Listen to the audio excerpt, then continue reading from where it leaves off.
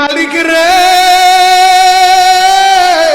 আমি বড় পাপী, আমি বড় গুনাহগার।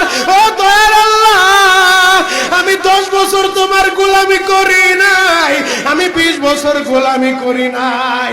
আল্লাহ, আজকে মনিরুল ইসলাম শরীয়তপুরি আমার ভাই শোনা গেছে তোমারে বন্ধু বানাইলে ওই জান্নাত পাওয়া যাবে।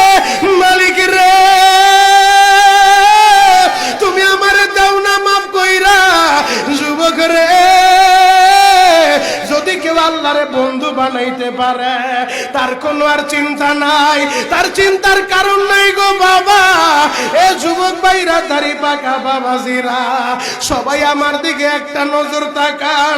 এই যে দেখেন আমি হাতের ভিতরে আহারে টিস্যু দিয়া কাফনের মতো একটা দৃশ্য বানায় ফেললাম। এমন একটা কাপড় আপনার শরীরে একদিন উঠে যাবে, আমার শরীরেও একদিন উঠে যাবে।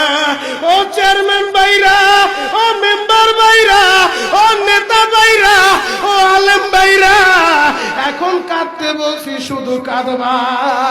জীবনে কত জায়গায় আমরা গোসল করলাম, আহারে কক্সেস বাজার ঘুরতে যাইয়া সমুদ্রের ভিতরে গোসল করলা, কুয়াকাটায় ঘুরতে যাইয়া সমুদ্রে গোসল করলা।